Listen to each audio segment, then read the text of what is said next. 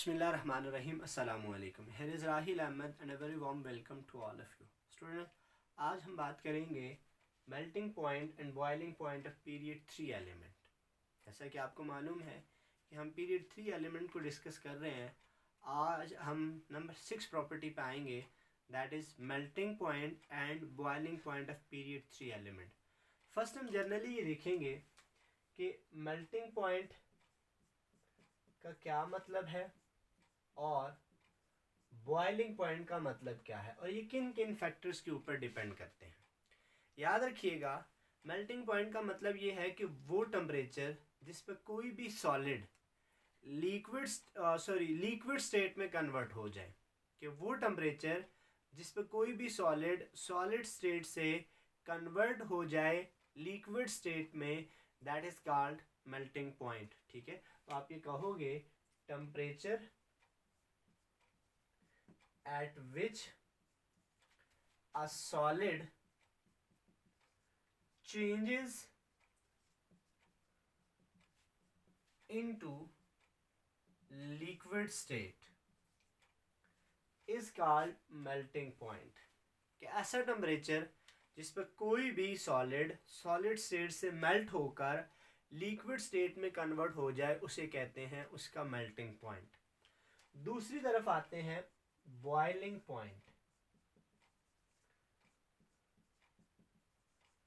अब boiling point याद रखिएगा प्रॉपर्टी है लिक्विड की।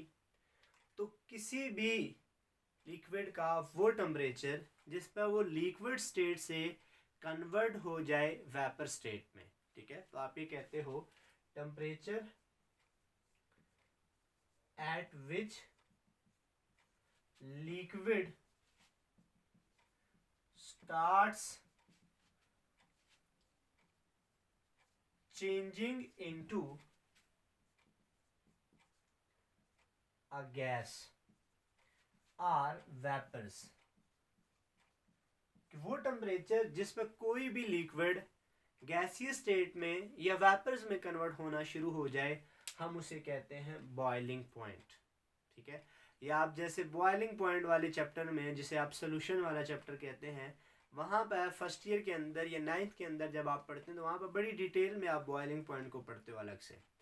कि बॉइलिंग पॉइंट को हम कहते हैं वो टेम्परेचर जिस पर किसी भी लिक्विड का vapour pressure external atmospheric pressure के इक्वल हो जाए, वो लिक्विड बॉइलिंग शुरू कर लेता है। तो आप यूँ भी कह सकते हो कि एक ऐसा टेम्परेचर जिस पर लिक्विड का vapour pressure external atmospheric pressure के बराबर हो जाए, वो टेम्परेचर कहलाएगा boiling point.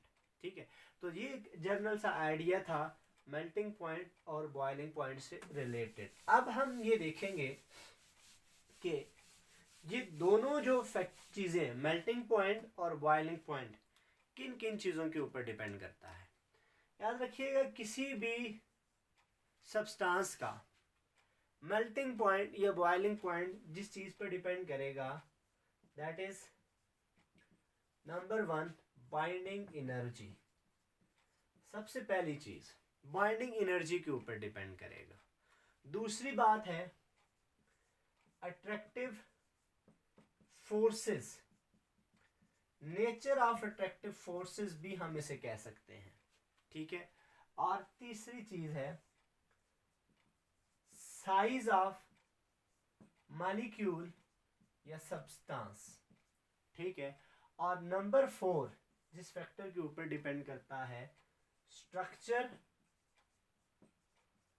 Of crystal lattice.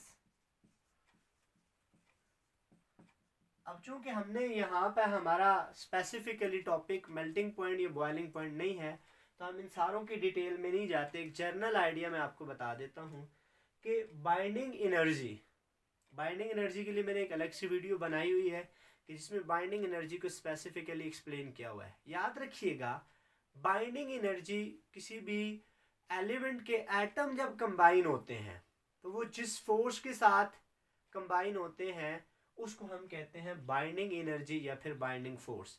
जब भी किसी भी एलिमेंट के दो एटम एक दूसरे के साथ कंबाइन होते हैं, फॉर एग्जांपल सोडियम है, अब सोडियम की लैटिस में सोडियम एटम जुड़े हुए हैं, अब जिस फोर्स के साथ, जिस स्ट्रेंथ के साथ एटम एक दूसरे के साथ जुड़े हुए हैं उसे हम कहते हैं बाइंडिंग फोर्स, और उनके जुड़ते हुए जो एनर्जी रिलीज हुई थी उस एनर्जी को हम कहते हैं बाइंडिंग एनर्जी। और बाइंडिंग एनर्जी डिपेंड करती है बाइंडिंग फोर्स के ऊपर। जितना स्ट्रॉन्ग बाइंडिंग फोर्स होगी, जितना जितना टाइटली कोई एटम जुड़े होंगे उतनी ज़्यादा बाइंडिंग एनर्जी होगी। तो इस बात का मतलब क्या हुआ, बाइंडिंग एनर्जी अगर ज़्यादा होगी तो फिर बॉइलिंग पॉइंट और मेल्टिंग पॉइंट भी ज़्यादा होगा। दूसरी बात अट्रैक्टिव फोर्स, ये बात तो आपको क्लियर कि जितनी ज़्यादा अट्रैक्टिव फोर्सेस स्ट्रॉन्ग होंगी किसी भी मटेरियल या किसी भी सब्सटेंस की, अट्रैक्टिव फोर्सेस जितनी स्ट्रॉन्ग होंगी उतना ज़्यादा मेल्टिंग पॉइंट और बॉइलिंग पॉइंट होगा।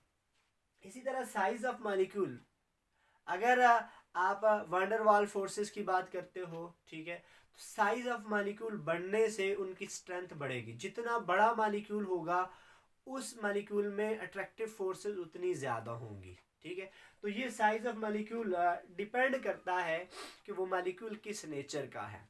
आगे स्ट्रक्चर ऑफ क्रिस्टल लैटिस, कि जो किसी भी एलिमेंट की क्रिस्टल लैटिस है, आयनिक एलिमेंट आयनिक कंपाउंड है या मेटल है, ठीक है, तो उसके केस में अगर हम बात करें तो उसकी जो 3 डायमेंशनल स्पेस है, स्पेस के अंदर जो उसकी 3 डायमेंशनल अरेंजमेंट है, हम उसे कहते हैं क्रिस्टल लैटिस। और उस क्रिस्टल लैटिस की स्ट्रक्चर कैसी है, कितना टाइटली एटम बाउंडेड है या बाउंड है, हम उसको कहेंगे उसकी क्रिस्टल लैटिस।